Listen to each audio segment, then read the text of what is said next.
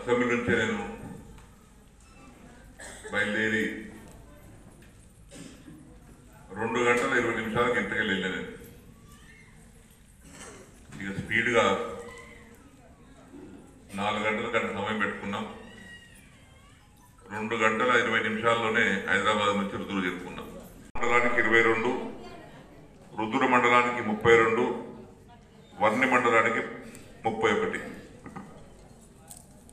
ఇంతమందికి ఈరోజు చెక్కులు ఇస్తున్నాం. ఈరోజు చెక్కులు తీసుకొని మా సోదరులు రేపు బ్యాంకు హాలిడే ఉండదు కాబట్టి బ్యాంకులు దీన్ని వేసుకొని డబ్బులు తీసుకోవచ్చు. మళ్ళీ 23 తారీఖు శనివారం నుంచి వరుసగా 4 రోజులు సెలవు వస్తాయి. 23, 24, 25, మళ్ళీ 26 నాడే ఉండవు బ్యాంకు. ఎన్నికల్లో ఇంకా నెల కాలేదు, 30 వస్తే నెల అవుతుంది. 3 తారీఖు నాడు డిసెంబర్ 3 తారీఖు ఎన్నికల ఫలితాలు ప్రకటించారు. ఆ ఫలితాల ప్రకారంగా మీ అందరి సహకారంతో, మీ అందరి ఆశీర్వాదంతో మరొకసారి నన్ను మీ శాసనసభ్యుడిగా గెలిపించినందుకు హృదయపూర్వక ధన్యవాదాలు. సరే, కొంత కష్టమైన బాధ అయినా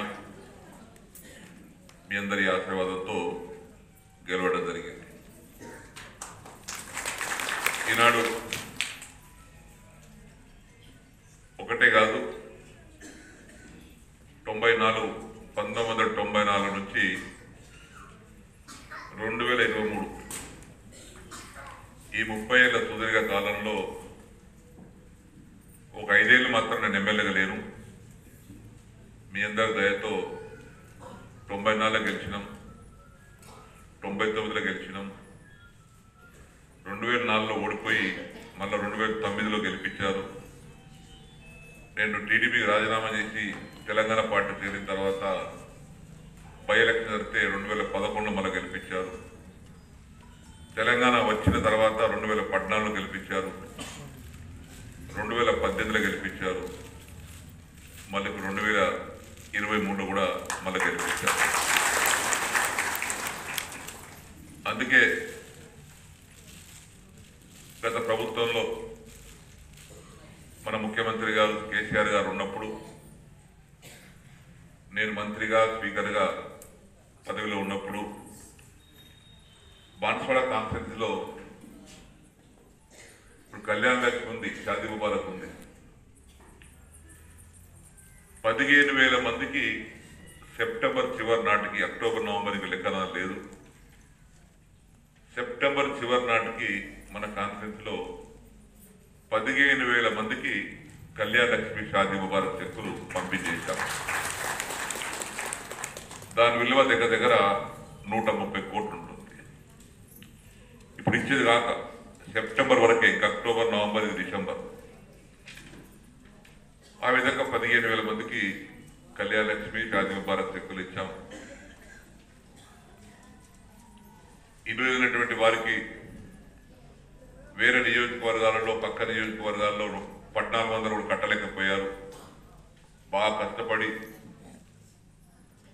మన కాన్ఫరెన్స్ లో ముఖ్యమంత్రి గారు ఉన్నప్పుడు, కేసీఆర్ గారు ఉన్నప్పుడు 11,000 ఇల్లు కూడా డబుల్ బెడ్రూమ్ ఇల్లు మంజూరు చేసుకున్నాం. ఇల్లు వచ్చిన వారు ఉండవచ్చు, రాని వారు ఉండవచ్చు. రాని వారు కూడా ఇప్పుడు కొత్త ప్రభుత్వం వచ్చింది, 5 లక్షలు ఇస్తామని చెప్పేసి ప్రకటించారు. మన డబుల్ బెడ్రూమ్ లో 5 లక్షల రూపాయలు టెండర్ విధానంలో మనం పనులు చేయించాం. కాంట్రాక్ట్ టెండర్ తీసుకొని ఆయన ద్వారా బిల్లు తీసుకొని ఇప్పించాం. ఇలా డబుల్ బెడ్రూమ్ వచ్చిన చేతులు లేపండి దయచేసి. ఇల్లు లేని వారికి ఇస్తామన్నారు కానీ విధి విధానాలు తయారు కాలే. ఇంకా ఏ పద్ధతిలో ఇస్తారు, ఎట్లా ఇస్తారు, 5 లక్షలు ఇచ్చి కట్టుకోమంటారా, 5 లక్షలు మీకు కట్టిస్తామంటారా, ఇంకా స్పష్టత లేదు. ఏదేమైనా మన గ్రామ సర్పంచ్ మనోలే ఉన్నారు, ఇప్పటికీ చాలా మంది ఎంపీటీసీలు మనవాళ్ళే ఉన్నారు, ఎంపీపీలు జడ్పీటీసీలు మనవాళ్ళే ఉన్నారు. మన కుటుంబం నిండుగా ఉంది. వేదిక మీద ఉన్నటువంటి పెద్దలందరూ కూడా బాధ్యులు. సర్పంచులు కానీ, ఎంపీటీసీలు కానీ, సొసైటీ చైర్మన్లు కానీ, ఎంపీపీలు కానీ, జడ్పీటీసీలు కానీ, రైతు సభ చేత ఎన్నుకోబడ్డటువంటి వ్యక్తి నేను. కాబట్టి ప్రభుత్వం అనేది మారుతూ ఉంటాయి, పోతూ ఉంటాయి, కానీ పద్ధతులు మారాయి. ఏ ప్రభుత్వం ఉన్నా ఆ పద్ధతులు అమలు చేయాల్సిందే. కాబట్టి మనమే చింతించాల్సిన అవసరం లేదు. గ్రామాల్లో కూడా రాజ్యాంగబద్ధంగానే సర్పంచ్ గెలిచారు, మీరు రాజ్యాంగబద్ధంగానే ఎంపీపీ జడ్పీటీ గెలిచారు. బాధాప్త టికెట్ పైన ప్రజల ఆశీర్వాదంతో గెలిచారు. కాబట్టి మనం ఎక్కడ గ్రామాల్లో ఎంపీటీసీలు కానీ, సర్పంచ్లు కానీ, మండలంలో ఎంపీపీ జడ్పీటీసీలు కానీ మీరు ధైర్యంగా ఉండండి. హైదరాబాద్లో మారిందే కానీ ప్రభుత్వ వృద్ధుల్లో మారలేదు. వృద్ధులు మన ఎంపీపీ మన జడ్పీటీసీలు ఉన్నారు. గ్రామాల్లో మన ప్రభుత్వాలు ఉన్నాయి. ధైర్యంతో ఉండాలంతే. వాళ్ళేదో ఆకి ఐదో వచ్చి నేను అట్లా చేస్తా ఇట్లా చేస్తా అంటే ఏం చేయలేదు. మా వాళ్ళే ఉంది, అందరు మా కుటుంబం ఉంది అంతా. ప్రతి గ్రామంలో మా మనలు ఉన్నారు, ప్రతి మండలు ఉన్నారు, కాన్స్టిట్యూన్సీ కూడా ఉన్నాడు. ఇక్కడ నేనే ఉన్నాను. కాబట్టి ధైర్యంగా ఉండి మనం పనిచేసుకోవాలి. ప్రజాస్వామ్యం కాపాడుకోవాలంటే రాజ్యాంగాన్ని అనుసరించి పనిచేయాలి. కాబట్టి ఆ విధంగా చేసుకోవాల్సిన అవసరం ఉంటుంది. గ్రామాల ప్రభుత్వంలోనే ఇవన్నీ కూడా మంజూరు చేసి అధికారులకు ఆదేశాలు ఈరోజు ఇవ్వమని అడిగారు. కాబట్టి మీరు ఇచ్చిన దరఖాస్తులన్నీ కూడా పాత ప్రభుత్వంలో పరిశీలించినటువంటి దరఖాస్తులు, ఎంక్వైరీ చేసిన అధికారులు ఎంక్వైరీ చేసిన దరఖాస్తులు మాత్రమే ఈరోజు ఇవన్నీ. ఈ కొత్త ప్రభుత్వం ఈ తులం మందానికి స్టార్ట్ కాలేదు. మరి ఎట్లా దరఖాస్తు ఎట్లా పెట్టుకోమంటారు, ఏం చేస్తారు? తులం మందానికి అడగలు తెస్తారు, చూడాలి. అది మొదలు కాలేదు ఆ దుకాణం. ఇది పాత ప్రభుత్వం ద్వారా తీసుకొని ఈరోజు ఇవ్వబడతా ఉన్నాయి. ఇవ్వండి. ఈ సభకు అధ్యక్షత వహించినటువంటి మన బోధన్ ఆర్డీఓ శ్రీ రాజాగౌడ్ గారికి, చందూర్, కోటగిరి, ముస్రా, రుద్రూర్, వర్ణి తహసీల్దార్ అందరికీ, చందూర్, కోటగిరి, ముస్రా, రుద్రూర్, వర్ణి ఎంపీ అధ్యక్షులకు, జడ్పీటీ సభ్యులకు,